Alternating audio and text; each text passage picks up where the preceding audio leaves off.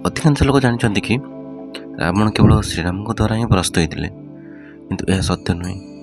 ଶ୍ରୀରାମଙ୍କ ବ୍ୟତୀତ ରାବଣ ଭଗବାନ ଶିବ, ରାଜା ବଳି ଏବଂ ବାଳି ଓ ସହସ୍ରାବାହୁଙ୍କ ଦ୍ୱାରା ପରାସ୍ତ ହୋଇଥିଲେ। ଏହି ଚାରିଜଣଙ୍କ ଦ୍ୱାରା ରାବଣ କେବେ ଓ କେମିତି ପରାଜିତ ହୋଇଥିଲେ ଆଜି ଆମେ ଏହି ଭିଡ଼ିଓରେ ମାଧ୍ୟମରେ ଜାଣିବା। ଭିଡ଼ିଓଟି ଚାଲୁ କରିବା ପୂର୍ବରୁ ଭିଡ଼ିଓଟିକୁ ଲାଇକ୍ କରିଦିଅନ୍ତୁ ଏବଂ ଆପଣ ଚ୍ୟାନେଲରେ ଯଦି ନୂଆ ତ ସବସ୍କ୍ରାଇବ୍ କରିନିଅନ୍ତୁ। ତ ଚାଲନ୍ତୁ ଭିଡ଼ିଓଟିକୁ ଆରମ୍ଭ କରିବା। ପ୍ରଥମେ ଚାଲନ୍ତୁ ଜାଣିବା ବାଳିଙ୍କ ଦ୍ୱାରା କେମିତି ପରାସ୍ତ ହୋଇଥିଲେ ରାବଣ।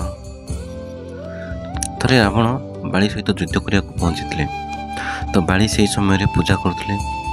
ରାବଣ ବାରମ୍ବାର ବାଳିକୁ ଯୁଦ୍ଧ ପାଇଁ ଆମନ୍ତ୍ରଣ କରୁଥିଲେ, ଯେଉଁ କାରଣରୁ ବାଳିର ପୂଜାର ବାଧା ସୃଷ୍ଟି ହୋଇଥିଲା। ବାଳି ରାବଣଙ୍କୁ ଅଟକାଇଥିଲେ, କିନ୍ତୁ ରାବଣ ଅଟକି ନଥିଲେ। ତେବେ ସେତେବେଳେ ବାଳି ରାବଣଙ୍କୁ ତାଙ୍କ କାଖରେ ଧରି ଚାରି ସମୁଦ୍ର ପରିକ୍ରମା କରିଥିଲେ। ବାଳି ବହୁତ ଶକ୍ତିଶାଳୀ ଥିଲେ।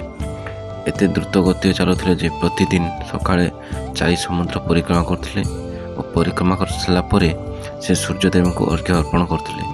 ଏହିପରି ଭାବେ ତାଙ୍କର ସବୁ ନିତ୍ୟକର୍ମ ସରିବା ଯାଏଁ ବାଳି ରାବଣଙ୍କୁ ତାଙ୍କ କାଖ ସନ୍ଧିରେ ରଖିଥିଲେ। ରାବଣ ବହୁତ ଚେଷ୍ଟା କରୁଥାଏ ବାଳିଙ୍କ କବଳରୁ ମୁକ୍ତି ପାଇବା ପାଇଁ, କିନ୍ତୁ ସେ ସଫଳ ହୋଇପାରିନଥାନ୍ତି। ପୂଜା ସରିଲା ପରେ ବାଳି ରାବଣଙ୍କୁ ଛାଡ଼ି ଦେଇଥିଲେ। ତ ଏହିପରି ଭାବରେ ରାବଣ ବାଳିଙ୍କ ଠାରୁ ପରାସ୍ତ ହୋଇଥିଲେ। ତ ସେକେଣ୍ଡରେ ରହୁଛନ୍ତି ସହସ୍ରାବାହୁ। ତ ସହସ୍ରାବାହୁ ଅର୍ଜୁନଙ୍କ ଦ୍ୱାରା ପରାସ୍ତ ହୋଇଥିଲେ। ସହସ୍ରାବାହୁ ଅର୍ଜୁନ, ତାଙ୍କ ନାଁ ଅର୍ଜୁନ ଓ ସହସ୍ରାବାହୁ ଏଇଥିପାଇଁ ଦିଆଯାଇଛି, ତାଙ୍କର ହଜାର ହଜାର ହାତ ଥିଲା ଏବଂ ଏହି କାରଣରୁ ତାଙ୍କୁ ସହସ୍ରାବାହୁ ନାମ ରଖାଯାଇଥିଲା। ଯେତେବେଳେ ରାବଣ ସହସ୍ରାବାହୁଙ୍କ ସହ ଯୁଦ୍ଧ କରିବାକୁ ଆସିଥିଲେ, ସେତେବେଳେ ସହସ୍ରାବାହୁ ତାଙ୍କ ହାତରେ ନର୍ମଦା ନଦୀର ପ୍ରବାହକୁ ବନ୍ଦ କରିଦେଇଥିଲେ। ଏହା ସହିତ ସହସ୍ରାବାହୁ ନର୍ମଦା ନଦୀର ଜଳ ସଂଗ୍ରହ କରି ରାବଣ ଓ ତାଙ୍କ ସୈନ୍ୟମାନଙ୍କ ଉପରକୁ ଛାଡ଼ି ଦେଇଥିଲେ, ଯେଉଁ କାରଣରୁ ରାବଣ ଓ ତାଙ୍କ ସୈନ୍ୟମାନେ ସେହି ଜଳରାଶିରେ ଭାସି ଯାଇଥିଲେ। ତ ଏହି ପରାସ୍ତ ପରେ ପୁଣି ଥରେ ରାବଣ ସହସ୍ରବାହୁ ସହ ଯୁଦ୍ଧ କରିବାକୁ ପହଞ୍ଚିଥିଲେ। ସେତେବେଳେ ସହସ୍ରବାହୁ ତାଙ୍କୁ ବନ୍ଦୀ କରି କାରାଗାରରେ ରଖିଥିଲେ। ତ ଏହିଭଳି ଭାବରେ ସହସ୍ରାବାହୁଙ୍କ ଠାରୁ ରାବଣ ପରାସ୍ତ ହୋଇଥିଲେ। ତ ତୃତୀୟରେ ରହୁଛନ୍ତି ଦୈତ୍ୟରାଜ ବାଳି। ବାଳିଙ୍କ ଦ୍ୱାରା ରାବଣର ପରାସ୍ତ। ତ ଦୈତ୍ୟରାଜ ବାଳି ଯେତେବେଳେ ପାତାଳ ଲୋକରେ ରାଜା ଥିଲେ, ଥରେ ରାବଣ ବଳିଙ୍କ ସହିତ ଯୁଦ୍ଧ କରିବା ପାଇଁ ପାତାଳ ଲୋକରେ ଥିବା ବଳିଙ୍କ ରାଜପ୍ରସାଦରେ ନିକଟରେ ପହଞ୍ଚିଲା। ସେଠାରେ ରାବଣ ପହଞ୍ଚିଲା ଓ ପରେ ବଳିଙ୍କୁ ଯୁଦ୍ଧ ପାଇଁ ଆମନ୍ତ୍ରିତ କଲା।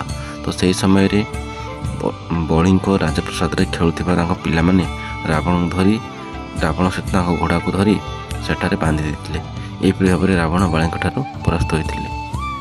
ତ ଚତୁର୍ଥରେ ହେଉଛନ୍ତି ଭଗବାନ ଶିବ। ଭଗବାନ ଶିବଙ୍କ ଦ୍ୱାରା ରାବଣର ପରାଜୟ। ତ ସମସ୍ତେ ଜାଣିଛନ୍ତି ରାବଣ ହେଉଛନ୍ତି ଶିବଙ୍କର ବହୁତ ବଡ଼ ଭକ୍ତ। ତା ସହିତ ରାବଣ ଶିବଙ୍କ ଦ୍ୱାରା ପରାସ୍ତ ମଧ୍ୟ ହୋଇଥିଲେ। ରାବଣ ବହୁତ ଶକ୍ତିଶାଳୀ ଥିଲେ ଏବଂ ସେ ତାଙ୍କ ଶକ୍ତି ପାଇଁ ବହୁତ ଗର୍ବ ମଧ୍ୟ କରୁଥିଲେ। ଏହି ଗର୍ବର ନିଶାରେ ରାବଣ ଶିବଙ୍କୁ ପରାସ୍ତ କରିବା ପାଇଁ କୈଳାସ ପର୍ବତରେ ପହଞ୍ଚିଲେ। ରାବଣ ଭଗବାନ ଶିବଙ୍କୁ ଯୁଦ୍ଧ କରିବା ପାଇଁ ଆମନ୍ତ୍ରିତ କଲେ, କିନ୍ତୁ ମହାଦେବ ଧ୍ୟାନରେ ଥିଲେ। ରାବଣ କୈଳାସ ପର୍ବତକୁ ଉଠାଇବା ପାଇଁ ଆରମ୍ଭ କଲା। ଏହାପରେ ଭଗବାନ ଶିବ ତାଙ୍କ ଆଙ୍କଡ଼ରେ କୈଳାସ ପର୍ବତର ଓଜନକୁ ବଢ଼ାଇବାକୁ ଲାଗିଲେ। ତ ରାବଣ ଏହି ପର୍ବତ ଉଠାଇ ପାରିନଥିଲା ଏବଂ ତାଙ୍କ ହାତ ପର୍ବତ ତଳେ ପୋତି ହୋଇଯାଉଥିଲା।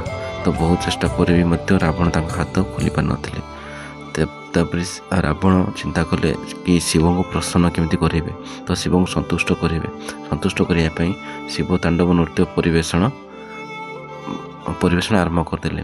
ତ ଏହା ଦେଖି ମହାଦେବ ଶିବ ସନ୍ତୁଷ୍ଟ ହୋଇ ରାବଣଙ୍କୁ କ୍ଷମା କରିଦେଇଥିଲେ। ତ ଏଇଭଳି ଭାବେ ରାବଣ ଶ୍ରୀରାମଙ୍କ ଛଡ଼ା ଏଇ ଚାରିଜଣଙ୍କ ସହିତ ବି ଯୁଦ୍ଧରେ ହାରି ଯାଇଥିଲେ।